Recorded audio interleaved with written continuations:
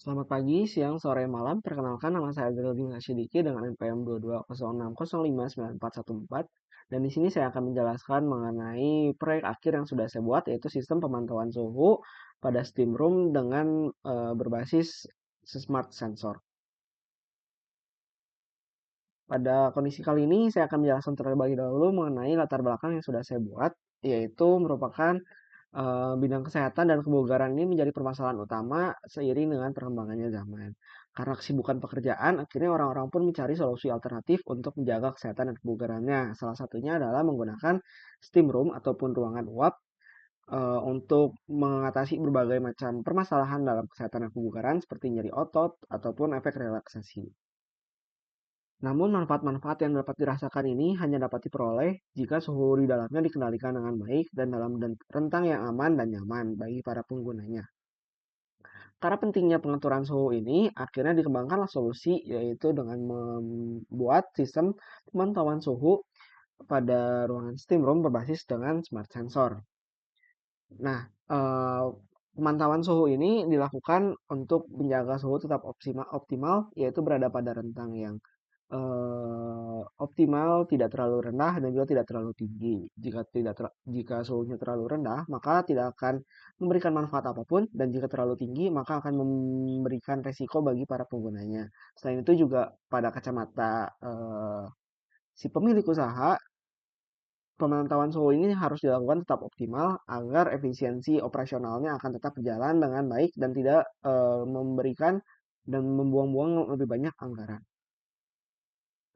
Eee, dan sebab saat itu dan sebab oleh itu maka di sini digunakanlah sistem pemantauan suhu dengan menggunakan sensor DHT11 yang akan memberikan hasil pembacaan suhu pada LCD Max 7219 untuk kemudian akan dipantau suhunya.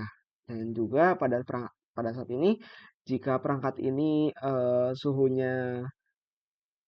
yang dipantaunya kurang dari yang diinginkan, maka akan mematikan LED. Jika LED ini dimatikan agar mengidentifikasikan bahwa ruangan itu tidak dapat digunakan karena ruangannya mati lampunya, dan jika ruangannya itu berada pada suhu optimal, maka LED-nya akan nyala dan akan mengindikasikan bahwa ruangan ini nyala dan dapat digunakan. Namun jika LED-nya lebih dari suhu yang diinginkan, maka akan mengaktifkan buzzer, memberikan semacam sinyal peringatan bahwa di dalam ini suhunya tidak optimal, terlalu panas, dan lampunya pun akan dimatikan. Sehingga ini dapat membantu bagi para pekerja agar kerjaannya menjadi efisien, terutama dalam steam room ini.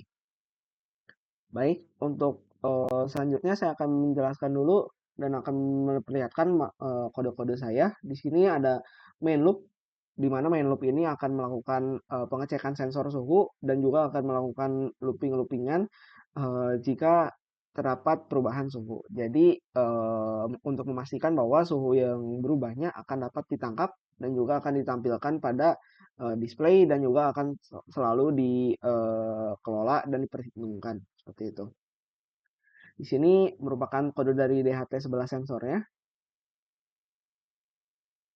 di mana DHT11 ini nantinya akan dilakukan pengecekan di sini untuk mengcompare temperaturnya dengan yang diinginkan. Misalnya, jika suhunya kurang dari 50, maka akan skip buzzer, namun jika suhunya lebih dari 50, akan mengaktifkan buzzer dan juga akan mematikan LED. Untuk suhu yang kurang dari 50 tadi akan masuk ke skip buzzer dan akan mematikan buzzer. Namun jika suhunya lebih dari 40 derajat ataupun sama dengan, maka akan menyalakan LED. Seperti itu. Untuk di bawah-bawahnya ini merupakan kode pembacaan dari DHT11-nya. Di sini juga ada melakukan delay untuk 20 milisecond dan di sini untuk 2 second dan ini delay timer 0. Kemudian juga di sini ada pengecekan Max 7219 Max routines-nya di mana akan melakukan inisiasi dari Max 7219 pembacaan suhunya nanti di LCD. Ini juga untuk melakukan display text-nya, melakukan pengiriman bytes. Dan selanjutnya juga di sini ada juga delay di mana di sini juga ada keterangannya. Misalnya ini delay 0,5 second, yaitu melakukan dengan cara melakukan perhitungan seperti ini. Seperti itu. Untuk masuk ke kodenya, nah ini merupakan rangkaian aslinya. Untuk mengecek apakah suhunya sudah sesuai dengan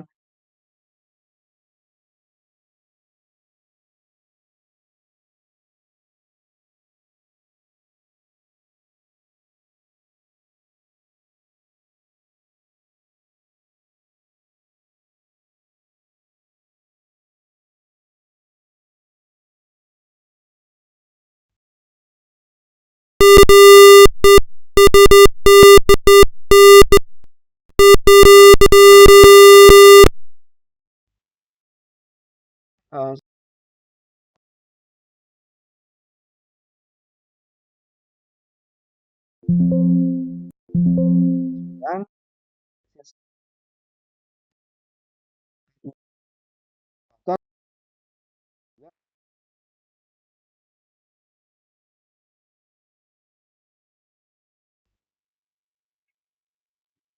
dan untuk pertanyaannya sendiri yang akan dijawab akan menjawab pertanyaan nomor 2 dan juga nomor 5. Apabila Anda menggunakan komponen yang menggunakan komunikasi serial ataupun ISP ataupun I2C, berdasarkan metode komunikasi yang dilakukan untuk mendapatkan input yang menjadi informasi yang dapat diolah. Pada perangkat yang sudah saya buat, metode komunikasi itu dilakukan pada menggunakan komunikasi serial pada SPI, yaitu Serial Peripheral Interface, untuk berkomunikasi dengan perangkat MAX 7219 pada bagian SPI MAX 7219 init.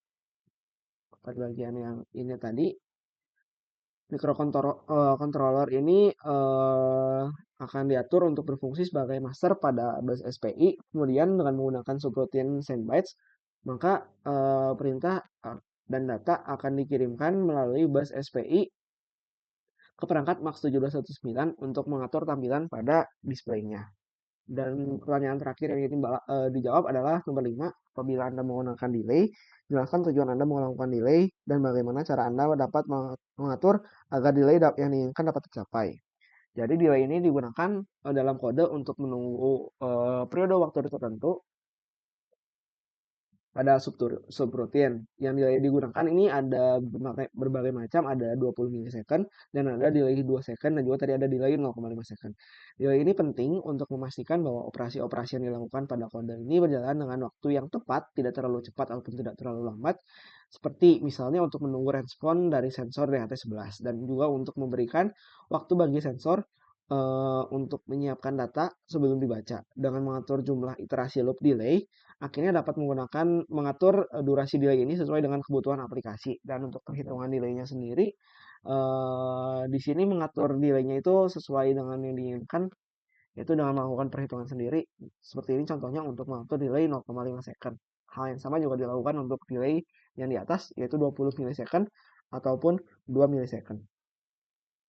Dan untuk pembacaannya selanjutnya adalah untuk pembacaan blok diagram. Di sini seperti yang sudah dilakukan, blok diagramnya ada Arduino Uno 328P dan juga ada LCD driver MAX 7219, di mana Arduino ini akan mengirimkan data ke LCD driver. Data yang dikirimkan itu berupa input dari sensor input DHT11 yang dihubungkan dengan satu daya. Semuanya dihubungkan dengan satu daya dan data yang didapatkan dari input ini akan dikelola dan dikirimkan pada buzzer dan LED jika misalnya ada kondisi tertentu yang dicapai. Dan di sini juga LCD ini akan mengirimkan datanya melalui pada LCD untuk dapat ditampilkan. Begini untuk flowchartnya.